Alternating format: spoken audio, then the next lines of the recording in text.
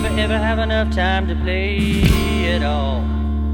You know everybody wants to walk in someone else's shoes. Everyone's forgot who they are.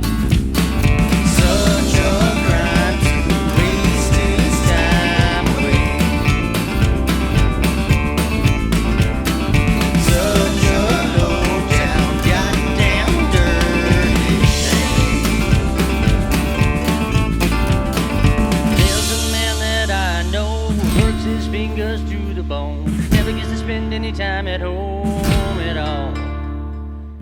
So today is August 27th, Saturday, and I've just completed my run all the way to Silver Gulch with 2 complete splines.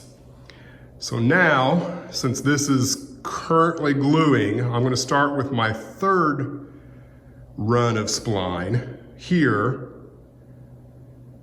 and work all the way back down to here.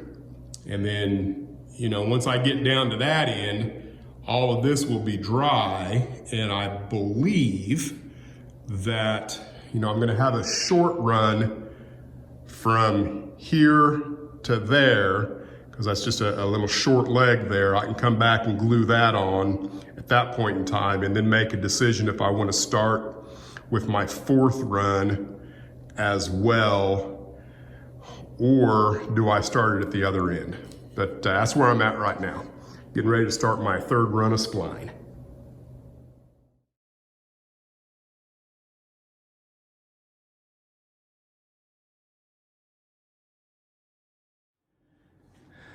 As you can see, I've gotten started with my 4th run of spline.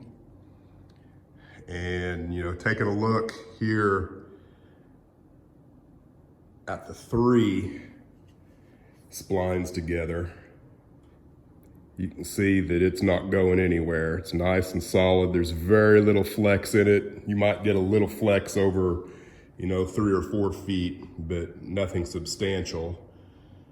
And then by the time you get your 4th spline laid in, which this area here has some overlap that gives me 4, I mean, it's not going anywhere.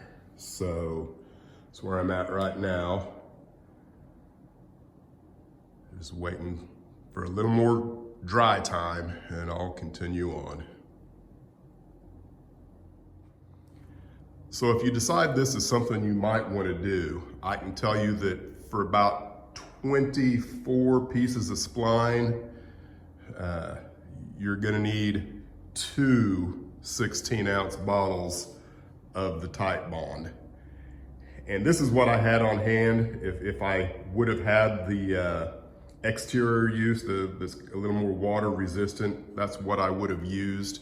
I've got to buy some. I'm completely out now, so I will be getting the blue label water resistant type as I move forward. I don't think it's going to cause many problems because I don't plan on saturating any of this with a bunch of water. If it gets saturated with anything, it will be more glue. So I'm getting ready to get started on my 5th and final piece of spline going up to Silver Gulch. And I thought I'd take a moment to just kind of talk about my process here. The way it worked out is I have less than 8 feet, you know, a short, less than 1 full spline length at both the beginning and the end of the entire run. That shorter length is on the outside of my original center spline at this end, and at the other end, it's on the inside. And so the easiest way to do this is to go ahead and do everything you can to make everything flush, and then glue it up to where you don't have anything overlapping. And then when you come in with your next piece, you get everything lined up and glue it like that. And you know, in full disclosure, my first run of my second group of spline, I kind of did it backwards to where I was coming in like this and then gluing this piece of spline and then tucking in the other piece after the fact. Where if you it's kind of hard to explain, but if you glue this piece first, then this piece will overlap it, and then you continue working that direction.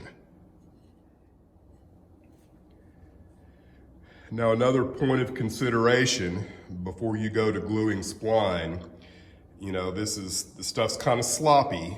You get glue in lots of places, and you want to make sure that you look on the side of your spline before you go gluing your next one. You can see right here, I've got a big old glob of glue that's going to kind of interfere with how this meets up there. And you can see that I end up with a gap right there on the top because it doesn't want to lay flush because there's a chunk of glue right here.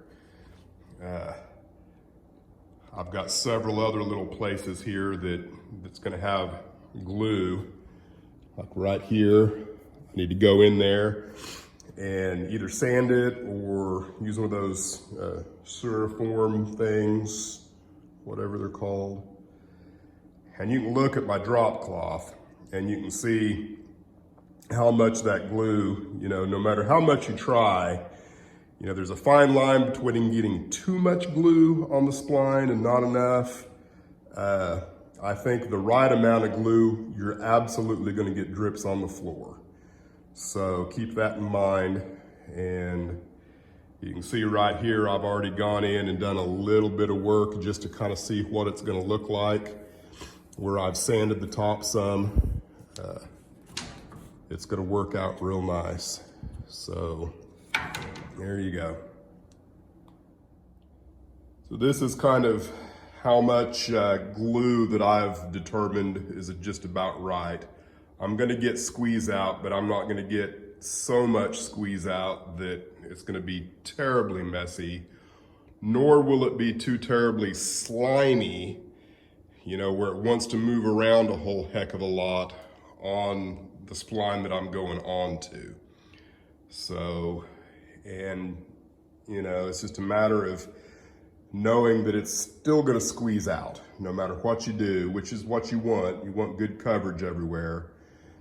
But if you get too much on there, the second you turn that spline up on its side, it's going to start to want to drip off pretty quick. So if you don't want glue everywhere, you kind of have to work fast. So here I've been working a little bit on just kind of figuring out what is it going to take to make the top of this nice and level to where I can lay track on it, either with or without cork. I haven't 100% decided yet. Part of me thinks that if I could get away with not using cork, it would be less expense and a quicker process. I haven't decided yet though. And I've tried a couple of different tools. I've got this block plane, I guess that's what they call those things. And it digs in too much. And this material doesn't lend itself well to fine shaving. So I haven't found that this works well for anything. Maybe if you've got large chunks of glue, it will maybe knock some of those off. But what I think is going to work the best is this, which here's an example of you get what you pay for. I think I picked this up for 20 bucks. I can't remember. I literally used it about maybe 5 minutes in this 18-inch area and ended up breaking it. So I think that's going to work. I just got to find probably a better tool to get it done with. And you know, I'm not going to bore you with filming any of that because that's just going to be a long, tedious process of trying to clean this up enough that we can get track put on everywhere it needs to be. and then figuring out what it's gonna take. You know, I need some kind of walls on these in places, both temporary and permanent, in all of the hidden track locations. So, just about finished. Well, 3 days later, about 48 ounces of glue, and I have completed my run from staging yard all the way to Silver Gulch with a spline roadbed of 5 pieces of spline, and all before the end of August, which is a very pleasant surprise to me. I wasn't sure if I was gonna get that completed before the end of August. So now it's on to the next phase, which will be getting the track from staging to Silver Gulch and the associated electronics with it.